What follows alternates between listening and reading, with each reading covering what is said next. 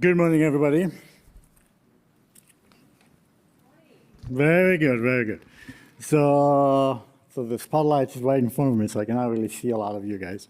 So my talk today is actually going to focus on the lowest level of the stack that enables, the Gen AI revolution, right? And it has to do with actually the hardware and the software that enables the training and inference of the large models, right? What I would like to talk about is AWS Trainium, which is a deep learning accelerator for training and inference that we have developed within AWS. So I was told I have 40 minutes or so, and I think I have, about 35 slides, so we'll see how we're going to make it. Okay? So many of you know, I hope all of you know, that training large language models is very expensive, right? And the expense of training those models keeps on increasing as the size of those models increases, as well as the data that we use to train those models also increases. For those who don't know the quick back on the level of math, right? It takes about 6 flops for every parameter for every token, right, during the model training. Okay, so to give you an idea what that thing means is that to train the Llama 3 7DB models on 15 trillion tokens, okay, it requires 6.3 Y flops, right? For those who don't know what Y stands for, it's iota flops, right? So and which is 10 to the 24, right? A single H100 GPU from NVIDIA is capable of achieving 1 petaflops in BF16 performance.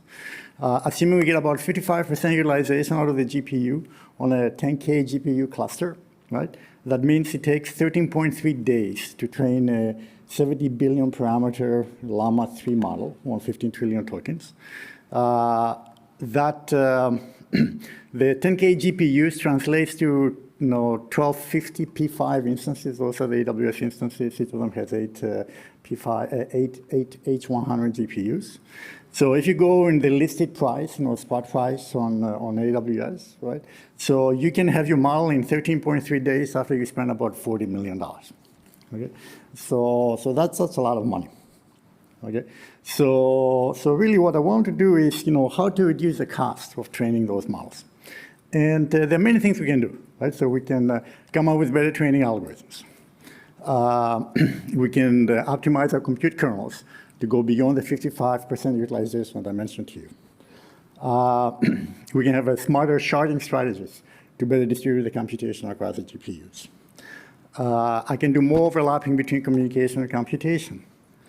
I have a higher goodput, right? I utilize more and more of the machine. Okay, and all of those things that we're actually doing at AWS. But one of the things that also we're doing is trying to see whether or not we can actually, reduce the cost of training those models by developing, better hardware to support the training of those models. Okay, so by the way, the other thing we can do is we can lower prices and convince NVIDIA to also lower prices, right? So what we have been working is on a chip called Trainium, AWS Trainium, that is designed to be an alternative to GPUs. And the intent for that chip was to achieve better performance at a lower cost, right? And what I would like to talk to you about is, how we, the design of the chip, the software stack around it, and the performance that we get. Okay. I don't know how many of you guys are familiar with seeing chip diagrams, right? But what I'm seeing here in the picture is, and I have my nice laser point. So this is the Trainium 1 chip, right? Each chip has it's a dual core chip. It's a heterogeneous compute architecture, right? It has a systolic array for tensor operations, for essentially all the mat multiplications done via the systolic array. It has dedicated vector and scalar engines. It has highly programmable general-purpose SIMD processors. It can do concurrent collective communications and computations. It supports a wide type of ML, relevant data types, right? For FP32, variants of 16-bit floating points, variants of 8-bit floating points, as well as int8, and also supports structure sparsity. So the chip is actually over here, and actually, guys, if you can make it out, you can see the HBM, memory things here on the side, right? And then everything else, it's kind of hidden under the layer. So how does the Trainium 1 compare to the GPU? So they're similar in many ways. So built on the most advanced processes, similar raw compute power and memory bandwidth, right? If they use the same technology level. Similar integration with the machine learning frameworks, and also, similar DMA-based scale-out networking technology, right? Where they're different is, number one, is the use of systolic arrays that allows it to be more power efficient for the majority of the computation that is done, during training. Instead of having a large number of SIMD cores that GPU has, Trainium has a very large number, a small number of big cores. And that allows it to have less control overheads and also less randomness in terms of how it is accessing the memory. Okay?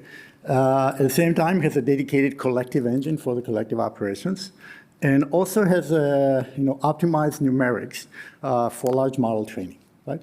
And some of those numerics, we've already seen them by the different data types it supports. Another feature that Trainium has is hardware support for stochastic rounding. And this is something that is a well-appreciated feature that, usually when you do training in some sort of a mixed precision, training, floating point representation.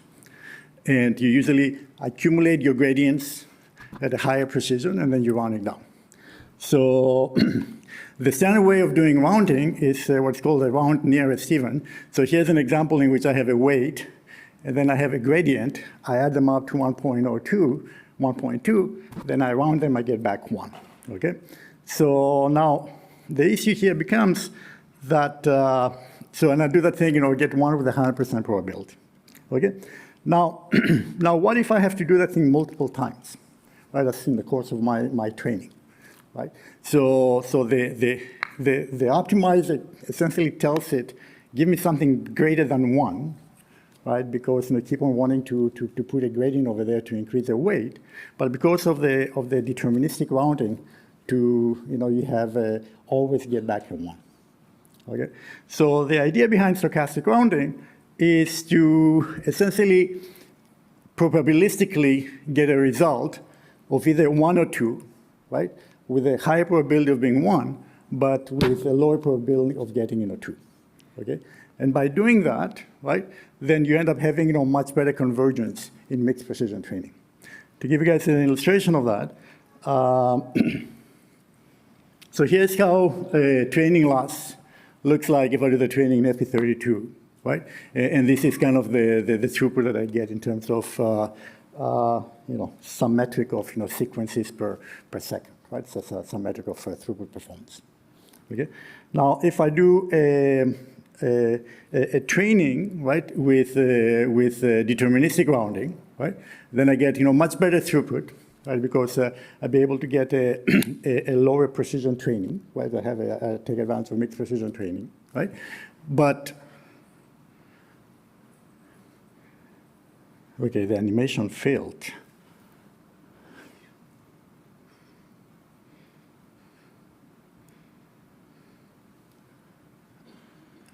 Okay, so you see, so they get the throughput improvement, but I get a worse model, right? Now, if I do actually with stochastic rounding, right, I get the same throughput, but I get a performance that matches the performance of doing training at higher precision, right? So this is one of those numerics that the chip has that's specifically designed to support, training of very large models.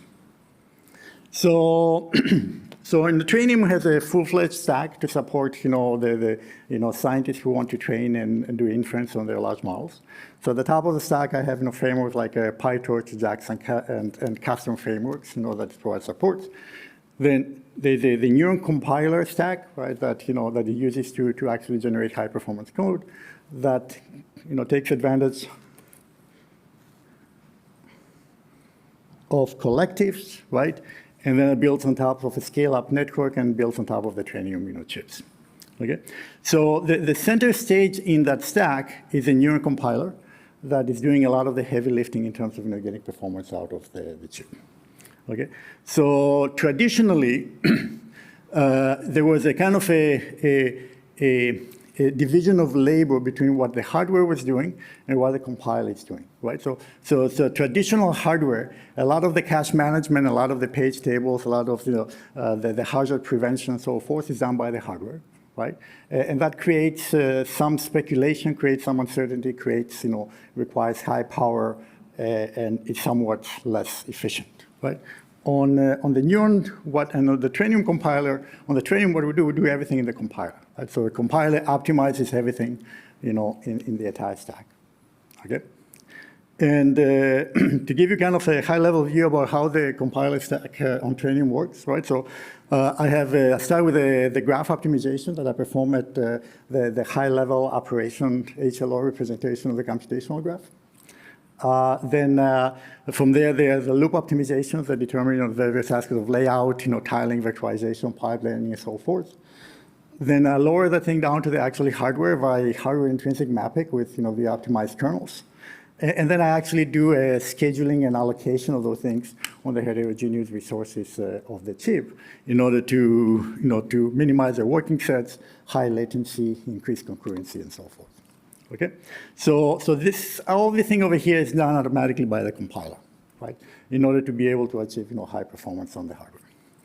However, compilers work quite well for relatively mature workloads, right?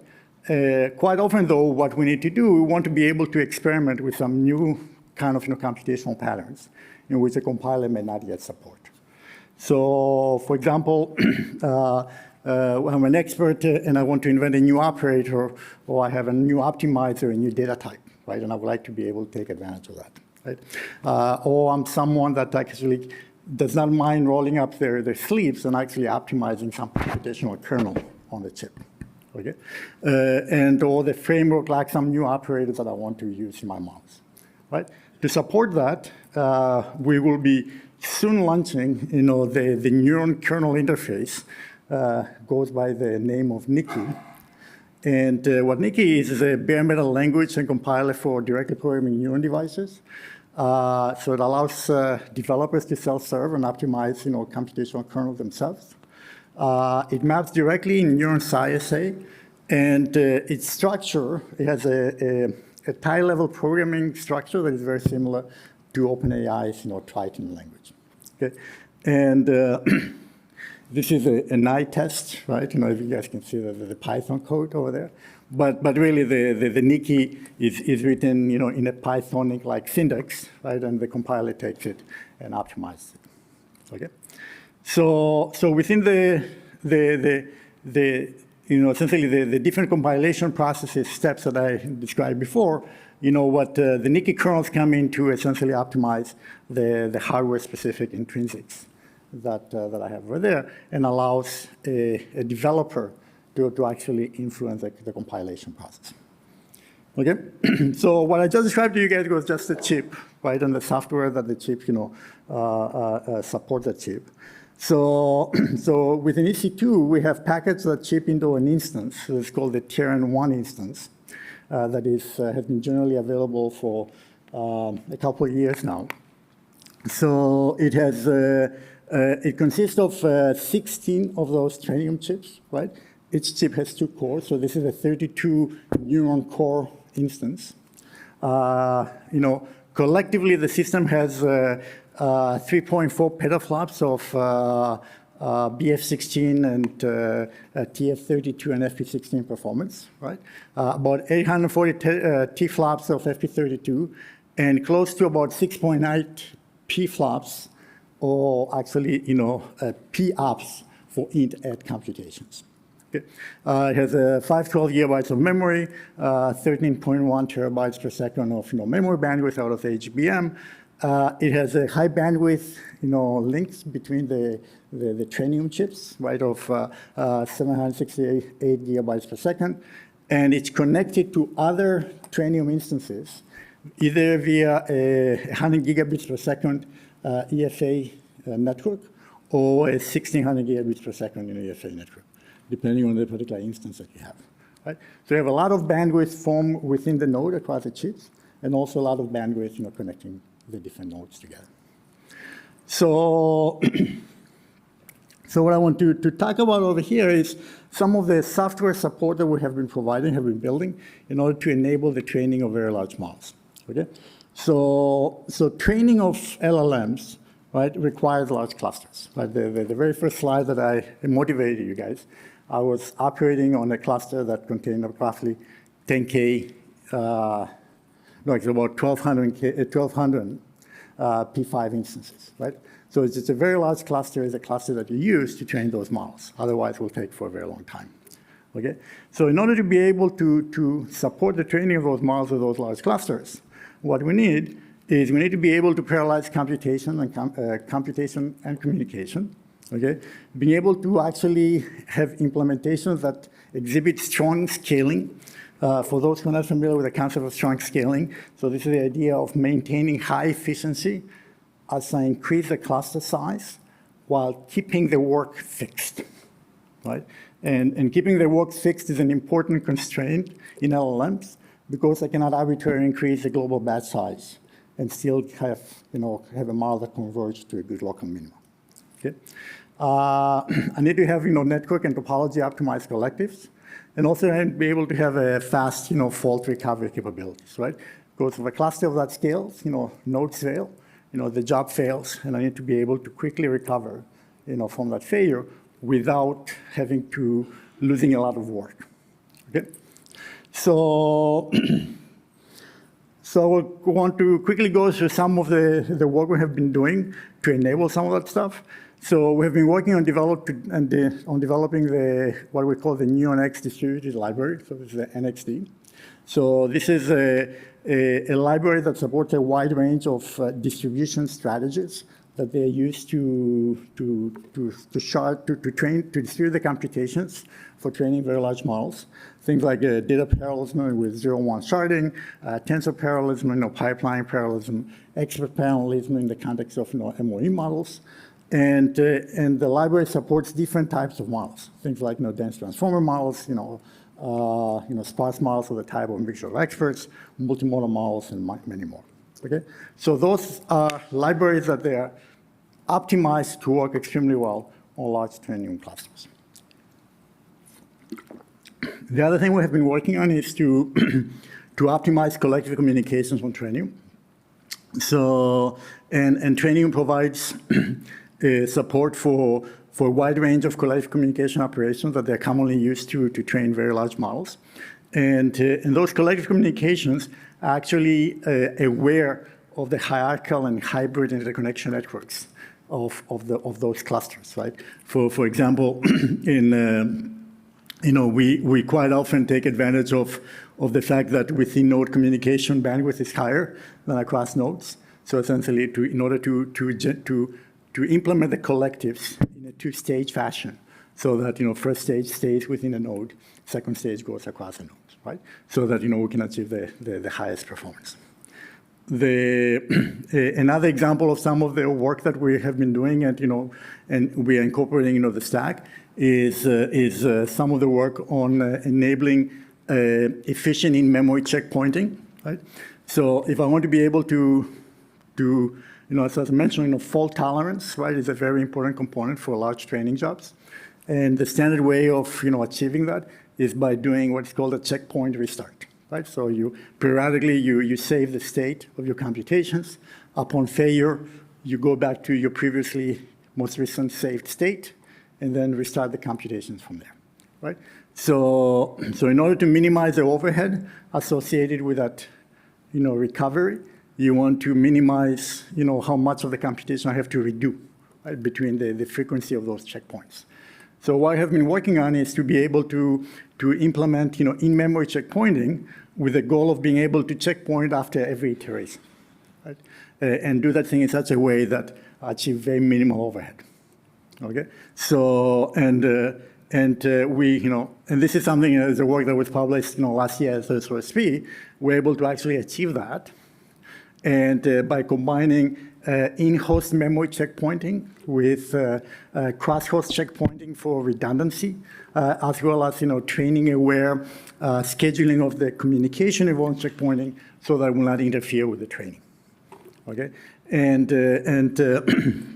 And this is something that, just to give you guys a kind of pictorial view, the key idea here is that, the redundancy is achieved by specifying how much redundancy we need to have, and that allow us to replicate some of the safe state across different nodes, so that if a node fails entirely, right, we can recover from the memory of other nodes, right, without having to, to potentially go to the disk. Right? And the degree of redundancy that we can have is fully controllable by how we actually configure the system. And the other thing, in order to minimize the interference between the checkpointing communication when we want to do that kind of replication for redundancy and the communication that is required for actually training the model, so we have an approach that schedules the communication checkpointing during the communication-free periods of training, right? So that, we'll minimize the interference. In addition to that, we have been working and making available toolkits to make it easy for people to actually do an end-to-end training of models based on standard architectures on Trainium clusters. So the only thing they need to do is just provide a configuration file, point to the data, point to the cluster, and that's it, right? And this is something that, we have used, I think, to train, different size models, including things like 7B and 70B models on up to, 56, tier 1 instances. And you can see that in terms of, model flops per instance, right, they're better than the P4D instances. P4D instances, for those who are not familiar with AWS terminology, are the A100-based instances, right? So the tier 1 and the A100, they're comparable to some extent in terms of flops, right? Tier 1 is about 40%, faster than P4D. So, and then you can see that the cost associated with training those models about, roughly half, right, of the cost of training the models on P4Ds. And this is something that is available for customers to use, and actually some of AWS customers have used it to train their models at a reduced cost. In addition to training, oh, good. I'm doing good with time. So in addition to training, we're actually working on optimizing inference on Trainium. I tend to say that training is a one-time cost. Inference is an every-time cost. So being able to, to do inference very efficient is critical, right? It's in order to enable some of the Gen AI applications.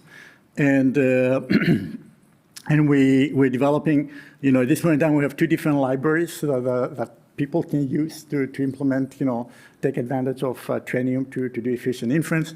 One is based on, Hugging Face transformers, right? And it's called Transformer Neuron X. And the one is based on something that we develop internally. It's called Neuron X Distributed, right? And those libraries support a lot of the standard ways of optimizing inference, things like speculative decoding, continuous batching, page attention, weight storage only quantization, distributed inference, some chunk pre-filling, as well as prefix caching. And again, some of the work is ongoing, and but those libraries are available for people to use. And also the other thing is to make it easy for customers to actually run production workloads on inference workloads on Trainium. We have worked to make Trainium to be officially supported in VLLM. So it would be very easy to take advantage of VLLM to do inference.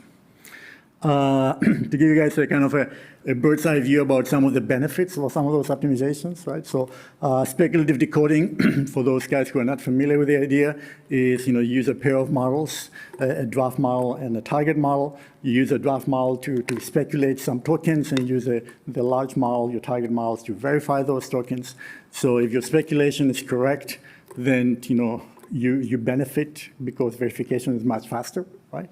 And usually you tend to speculate a small number of tokens, right? Somewhere between 4 to 5 to 6, right? And that reduces both the time to first token, right? So essentially the initial time to start getting output, right? As well as the per token latency, right?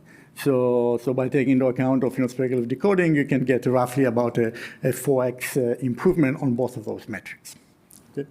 The other thing that we're working on is on distributed inference.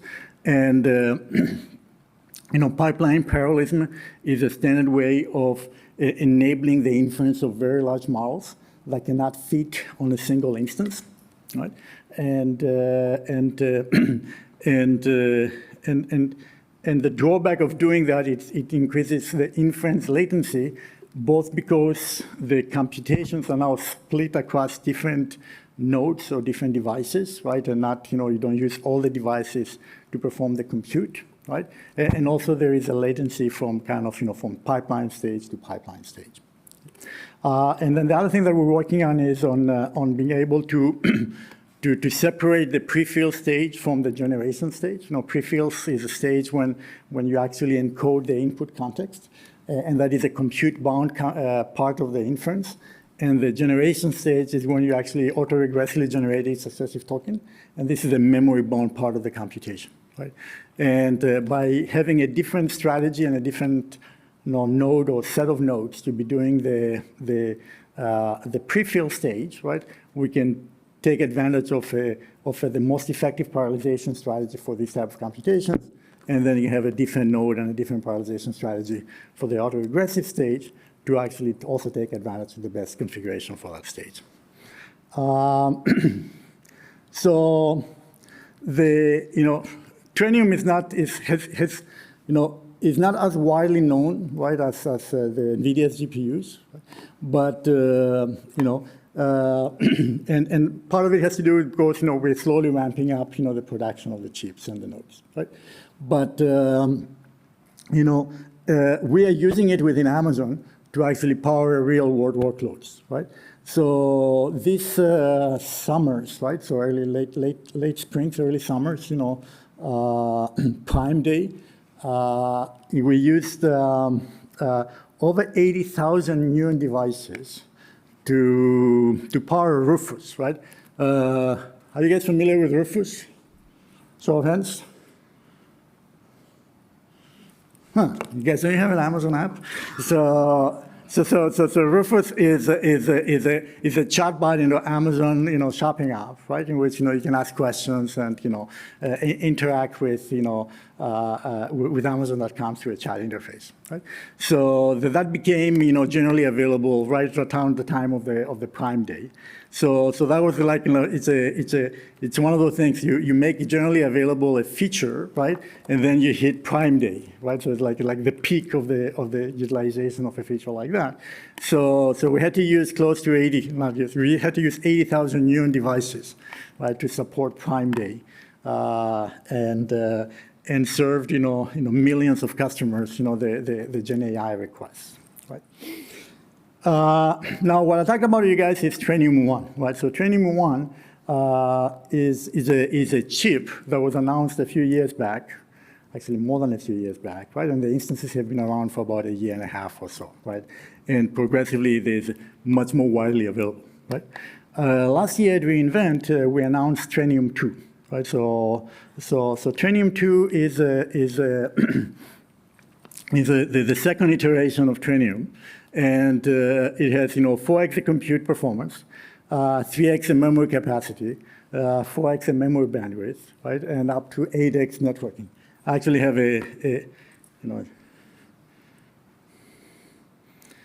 have a copy of that chip in my backpack, for if somebody wants to actually touch and feel it. So and Trainium 2 based instances, will become generally available in the very near future, right?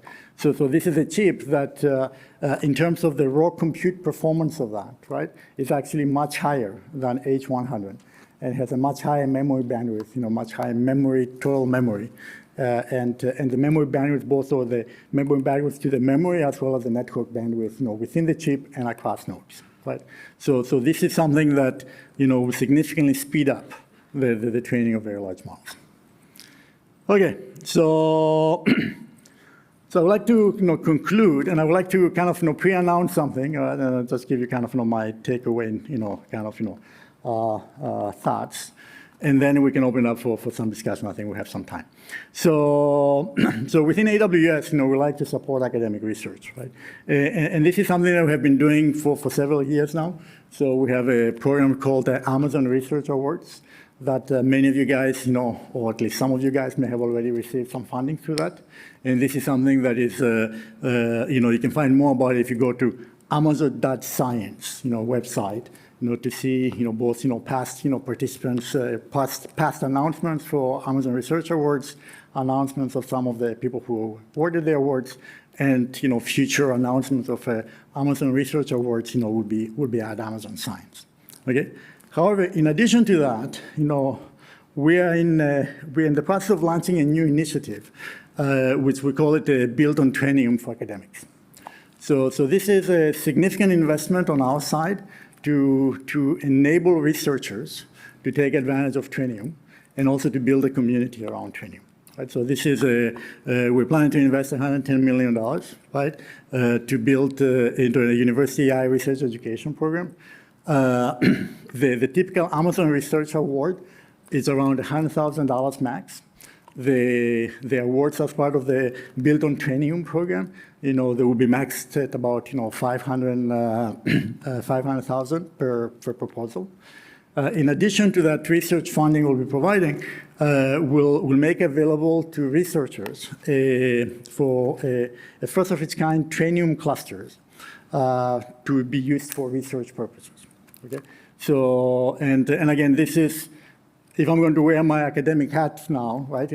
Having access to compute to do a lot of the LLM work is the rate limiting factor, right? So, and having something like that is going to be very important because we hope is going to enable a lot of innovation. In terms of some of the research topics that we're interested, right? And again, it's not necessarily limited to that, but the stuff that we prioritize are things like novel model architectures, low-level Nikki kernels, new ways of optimizing scaling of training and inference, and many more, right? So now this is something that has not been announced yet, but the announcement is imminent, right? So, and you'll find information when that thing gets announced at Amazon.science. Okay, so I suggest you guys keep an eye on that. Okay, so to conclude, right? So we designed Trainium, right, as a way to enable people to train and do inference on very large models faster and cheaper, right, than the current state of the art, right? And we believe we achieved that, okay? And